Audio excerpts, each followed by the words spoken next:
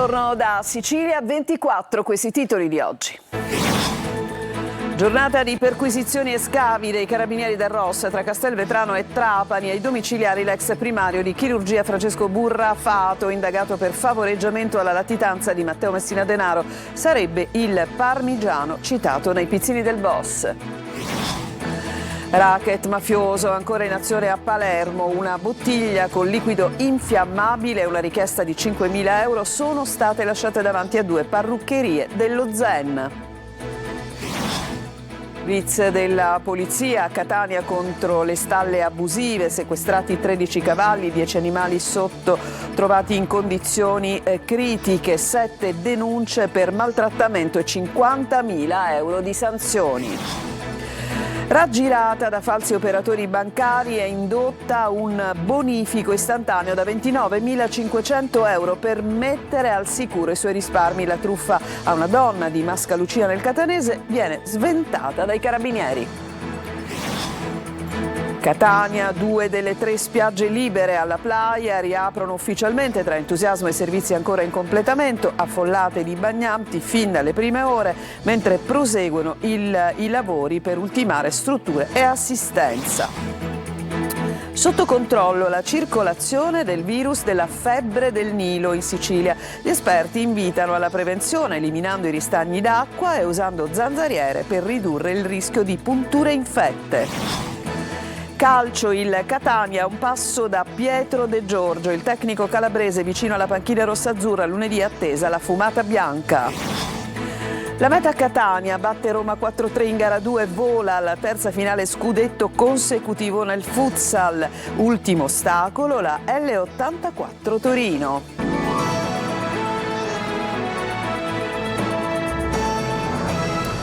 Bentrovati e apriamo con la vicenda che riguarda le indagini sulla latitanza di Matteo Messina Denaro. Emergono sempre nuovi dettagli, nuovi particolari anche all'indomani delle perquisizioni che ci sono state tra Castelvetrano e Trapani. Ieri da parte dei ROS c'è stato appunto un nuovo arresto perché è finito ai domiciliari il medico in pensione Francesco Burrafato, 85 anni, ma sentiamo i dettagli nel servizio di Laura Spanò. Individuato un altro dei favoreggiatori della latitanza di Matteo Messina Denaro, ieri è finito ai domiciliari Francesco Burrafato, 85 anni, ex primario di chirurgia ed ex direttore sanitario dell'ospedale Vittorio Emanuele di Castelvetrano, indagato per favoreggiamento aggravato. Nel corso di una perquisizione effettuata dal ROS di Palermo nella sua abitazione di Erice Casasanta, gli è stata trovata una pistola con matricola a brasa. L'arma verrà esaminata per accertare se sia stata usata per fatti di sangue. Dunque ancora un altro medico dopo Alfonso Tumbarello, condannato di recente dal Tribunale di Marsala a 15 anni per concorso esterno in un'associazione mafiosa, coinvolto nella rete di chi ha protetto per 30 anni il latitante. Le perquisizioni sono state disposte dal procuratore di Palermo De Lucia e dall'aggiunto di Giorgio e si inseriscono nell'ambito degli accertamenti sulla rete che ha protetto la latitanza del boss. Burrafato per gli inquirenti sarebbe stato l'uomo indicato nei pizzini dall'ex latitante come Parmigiano. Per anni si era ipotizzato che Parmigiano fosse un imprenditore caseario originario della provincia di Parma. Gli inquirenti ritengono invece che il soprannome derivi dal cognome Burrafato, che richiama prodotti latterio-caseari. A Burrafato la sorella del boss, Rosalia, avrebbe dovuto chiedere 40.000 euro per conto del fratello. Nel giardino interno della villetta del medico a Erice, fino a tarda sera si è scavato alla ricerca di materiale che potrebbe essere appartenuto al boss deceduto e che lo stesso ha lasciato in custodia al medico, vicino da sempre alla famiglia Messina Denaro. E adesso andiamo a Palermo, al quartiere dello Zen 2, ancora intimidazioni. Una bottiglia di benzina, oltre alla richiesta di 5.000 euro, sono state piazzate davanti a 2 negozi di parrucchiere. I titolari appunto degli esercizi commerciali hanno trovato questo ennesimo atto del racket mafioso, ma sentiamo Marco Gullà. Una bottiglietta di benzina con un foglietto attaccato e la scritta 5.000 euro. Gli uomini del racket continuano nella loro scia di intimidazioni a Palermo, questa volta a finire nel mirino degli esattori del pizzo, due parrucchierie dello Zen. Il barbiere dello Zen in via Ludovico Bianchini e poi Total No Limits Luke, un altro parrucchiere per uomo in via Luigi Einaudi. Il titolare del barbiere dello Zen non vuole parlare, ma si limita a dire: ho già tanti problemi, oggi non voglio commentare nulla. Sull'episodio indaga la polizia che tramite il personale della scientifica ha effettuato i rilievi e ha acquisito le immagini riprese dalle telecamere per individuare i messaggeri del racket. Ad accorgersi della presenza di quella bottiglia colma di liquido infiammabile sono stati gli stessi titolari delle attività questa mattina al momento della riapertura per una nuova giornata di lavoro. Impossibile non notare il contenitore con il messaggio identico a quello lasciato davanti agli altri esercizi commerciali della zona. L'ultimo nella lista risultava il Bar Cherie di via Ignazio Mormino, a 2 passi dal velodromo. Prima ancora, restando allo Zen, era toccato al panificio Armanio Sbacheri e alla macelleria da Totuccio, i cui ingressi sono stati danneggiati a colpi di arma da fuoco. Arresti e indagini non fermano quindi la banda del pizzo, che continua a seminare terrore e panico nel territorio a nord della città. I carabinieri hanno arrestato a Favara il 57enne Giuseppe Monreale, accusato di aver partecipato insieme a Giuseppe Grassonelli all'organizzazione dell'omicidio di Giuseppe De Rubeis, mai portato a termine. Secondo gli investigatori, il delitto era stato pianificato nel 2023 per vendicare la morte nel 2009 di Giuseppe Adorno.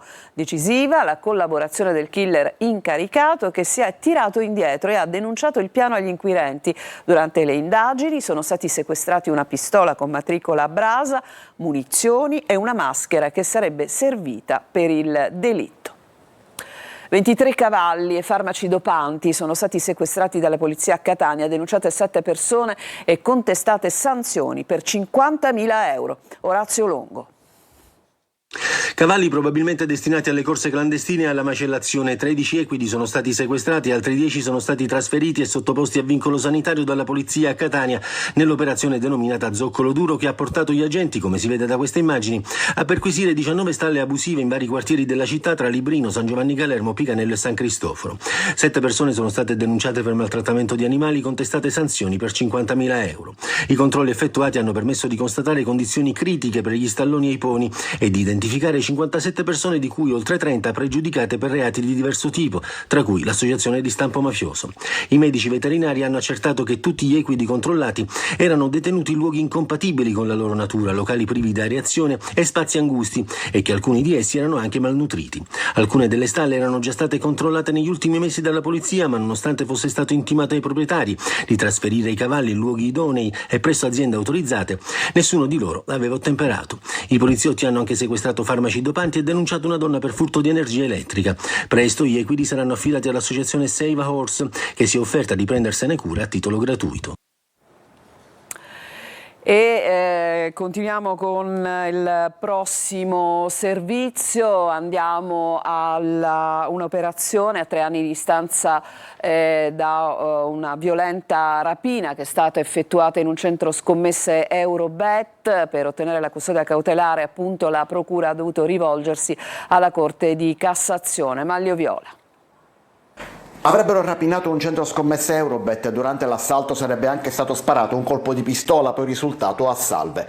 Con l'accusa di rapina aggravata in concorso, lesioni personali e ricettazione sono state arrestate 3 persone, una ora si trova in carcere e 2 ai domiciliari. La rapina risale al 1 giugno del 2025, ma l'esecuzione degli arresti arriva a distanza di un anno perché è stato necessario rivolgersi alla Corte di Cassazione per ottenere gli ordini di custodia.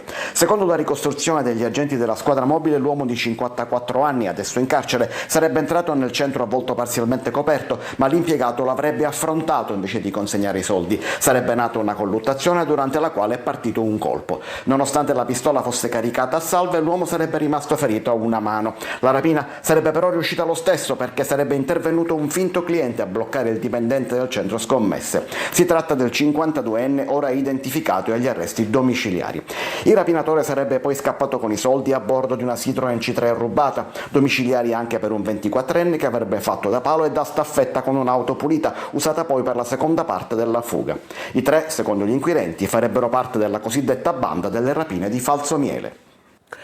I carabinieri di Corleone hanno arrestato e posto ai domiciliari 2 uomini di 45 e 71 anni accusati di violenza sessuale ai danni di una donna tunisina impiegata come badante. Secondo le indagini, entrambi avrebbero tentato approcci sessuali nei confronti della vittima, che avrebbe anche subito minacce con un coltello. La donna ha denunciato l'accaduto ai militari dopo essere stata trovata in stato di agitazione e con gli abiti sporchi di sangue.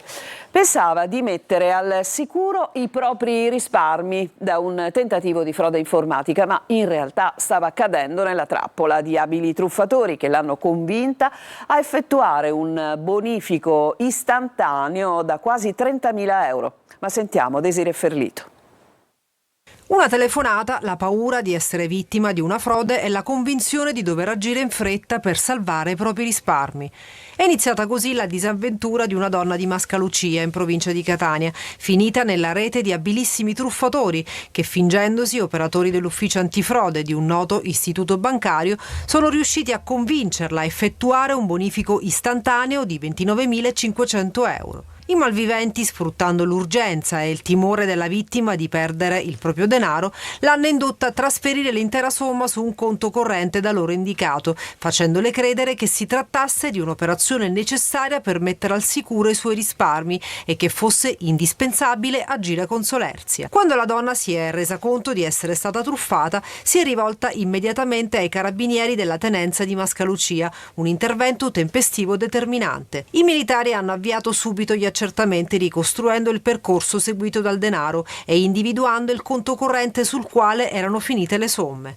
La Procura di Catania ha quindi disposto il sequestro preventivo d'urgenza, impedendo che il denaro finisse altrove. L'operazione si è conclusa così con il pieno recupero delle somme sottratte e con la restituzione dei 29.500 euro alla legittima proprietaria, che ha potuto rientrare in possesso dei propri risparmi. Sono invece tuttora in corso le indagini per risalire ai truffatori.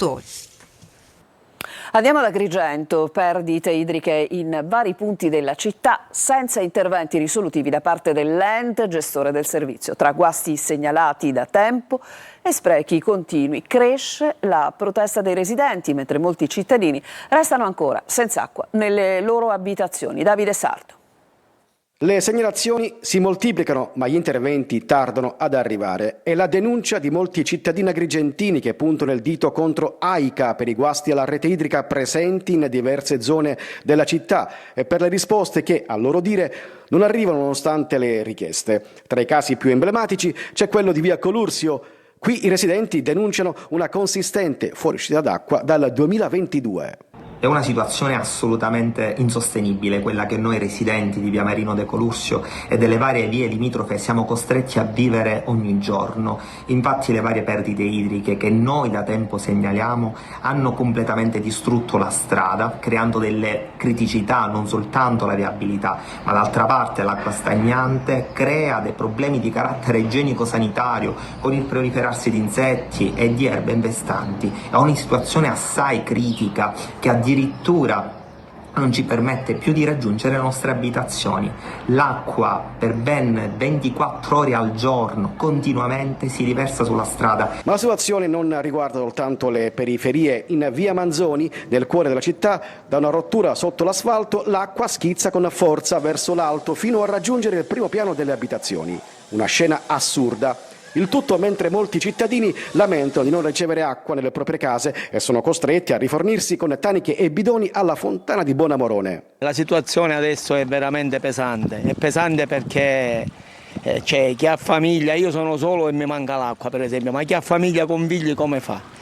Bisogna che la regione al più presto deve fare qualcosa. Immagini che raccontano il paradosso dell'emergenza idrica agrigentina. Da una parte famiglie che attendono l'arrivo dell'acqua, dall'altro lo spreco lungo le strade. Fine settimana al mare per i tanti cittadini catanesi che oggi hanno potuto riabbracciare 2 delle 3 spiagge libere del litorale della Playa, la numero 1 e la numero 3, affollate per l'appunto già dalle prime ore a partire dalle 9. Noi siamo andati però a vedere come si presentano queste 2 spiagge nel primo giorno di apertura. Desiree Ferlito. Buongiorno. Diciamo lei è pronto Sì, molto pronto, sono nato pronto per questa giornata al mare? per questa mezza giornata al mare. Pronte ma non prontissime, le spiagge libere numero 1 e 3 della Playa di Catania hanno aperto oggi i cancelli ai bagnanti, inaugurando ufficialmente la stagione estiva. Una riapertura attesa da migliaia di catanesi, già pronti di prima mattina per piazzare il loro ombrellone e assicurarsi un posto vista mare. Siamo arrivati appena adesso, sto cercando dove posizionarci. C'è il pienone stamattina, Infatti l'ho visto, lo sto caldo che sta facendo questo periodo. Entusiasti catanesi, passerella ben servita, arenile pulito, docce operative, tuttavia ancora da completare molti servizi annunciati. Il bar è ancora chiuso, manca ancora la copertura ombreggiante per gli amici a quattro zampe, operai al lavoro per completare le strutture in legno. Grande assente il servizio di salvataggio. Una situazione che non ha comunque scoraggiato gli amanti della spiaggia catanese. Troppo bella la spiaggia libera. Ma è la prima volta che venite? No, noi ci veniamo sempre, tutti i giorni praticamente. Soprattutto ora che arriva dall'estate, finalmente ce la possiamo godere. Devo dire che tutto sommato è stata ideata nel migliore dei modi per il momento. Ma ancora non è organizzata bene, però man mano ne stanno facendo dei lavori, poi vediamo se cosa viene fuori. E mentre i lavori proseguono, per molti catanesi la stagione del mare può finalmente cominciare. C'è una pausa e poi ci occuperemo delle zanzare, veicolo del virus appunto della West Nile, della febbre del Nilo. A tra poco.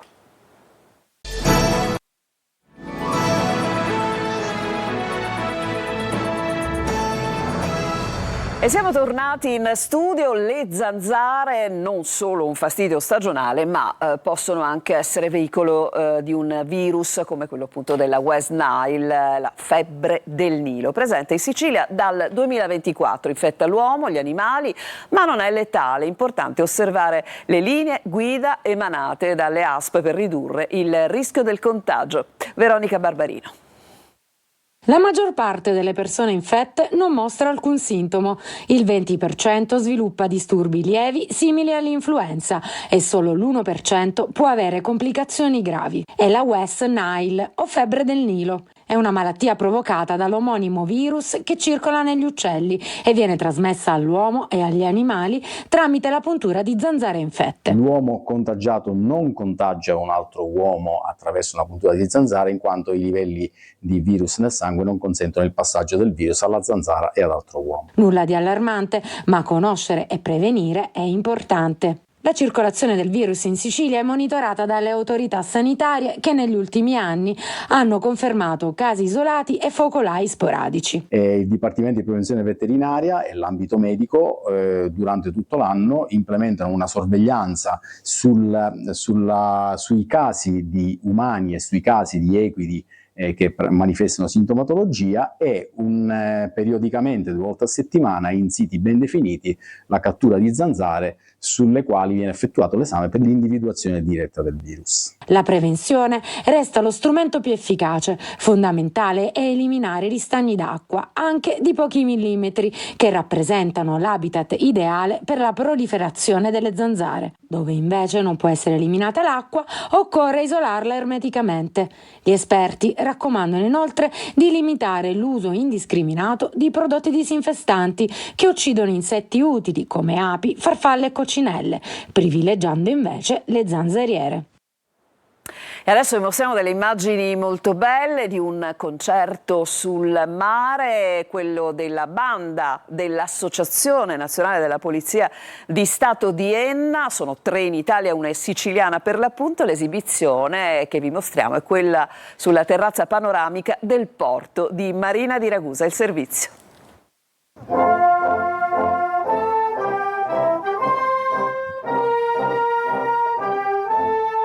Con la marcia da parata ufficiale suonata sul mare, la banda musicale dell'Associazione Nazionale della Polizia di Stato di Enna ha aperto il concerto sulla terrazza del porto turistico di Marina di Ragusa.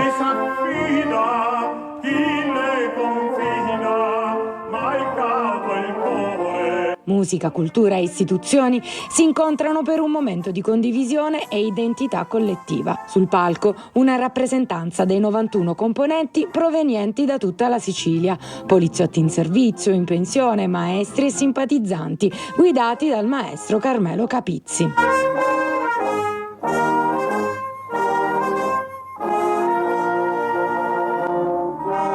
Unica in Sicilia, propone in repertorio le tradizionali marce militari, brani originali e trascrizioni di musica classica. Non è la semplice nota che le persone ascoltano, ma attraverso le note noi mandiamo un messaggio di legalità, condividendo i valori della Polizia di Stato, che sono quelli di stare insieme alla gente e soprattutto per la gente. Un esempio di come musica e istituzioni possono unirsi in un progetto di grande valore culturale.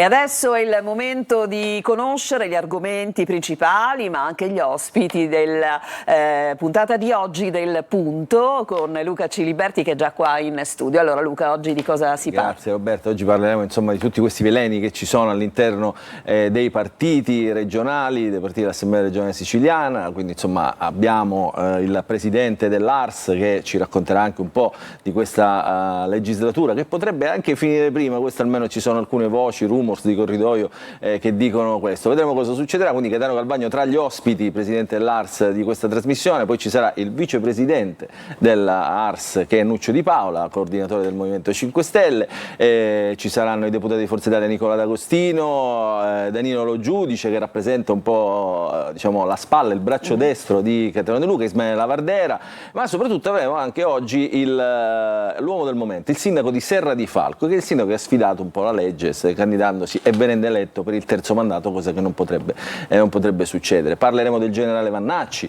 parleremo degli ultimi sondaggi per il gradimento del prossimo governatore della Sicilia, quindi insomma come sempre tanta carne al fuoco che cercheremo di rosolare nel modo migliore in questa trasmissione, visto anche l'orario. Bene, insomma allora ti aspettiamo e vi aspettiamo subito dopo questo telegiornale con il Punto, Luca Ciliberti e i tantissimi argomenti ed ospiti che aveva appena elencato. Noi adesso però ci fermiamo ancora e poi il calcio. Torniamo tra poco.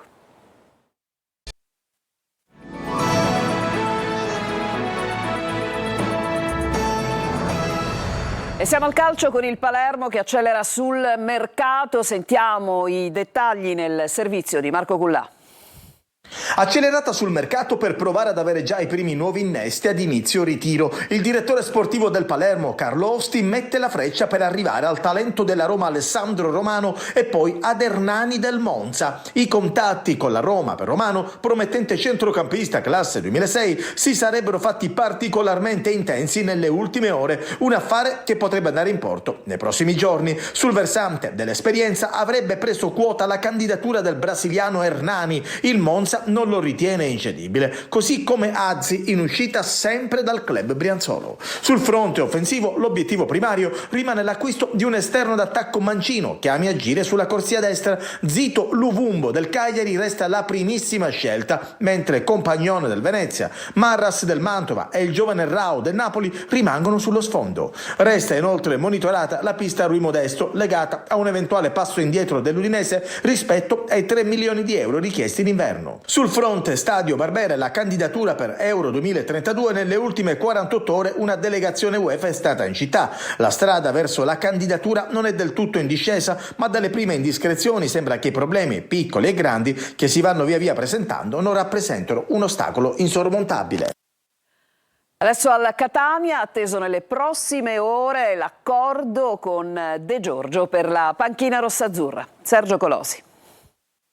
Ancora poche ore prima di sapere se Pietro De Giorgio diventerà il nuovo tecnico del Catania. Risposta al massimo entro lunedì, ma i tempi potrebbero ridursi. Il club rossazzurro ha offerto all'allenatore calabrese un biennale e, legato da un altro anno di contratto, tratta la sua rescissione con il Potenza. Dopo Caturano nella scorsa stagione, Grella e Macchia discutono ancora, questa volta su De Giorgio, e non si esclude che in futuro si manifesti un interesse per il centrocampista centrocampista Emanuele Castorani e l'esterno d'attacco Emanuele Schimmenti. Nato 43 anni fa a Praia Mare, De Giorgio sceglie Catania con l'obiettivo della promozione in B, la stessa categoria che avrebbe l'opportunità di raggiungere direttamente con l'Empoli, l'altra società ad averlo contattato. Il suo erede a Potenza Tisci, che però piace al Crotone, oppure Spinal, ex Gian Erminio.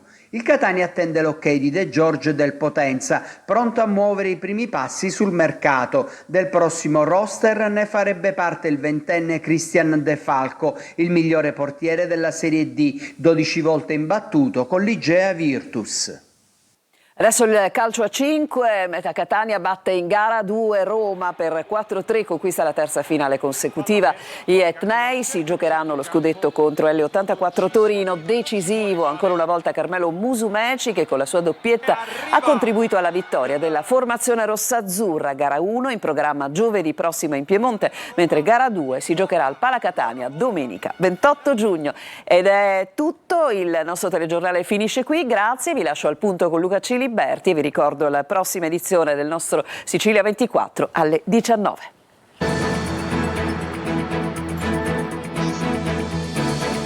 Entra nel mondo dell'informazione con l'app Sicilia Web. Resta sempre aggiornato con le news e le live in diretta.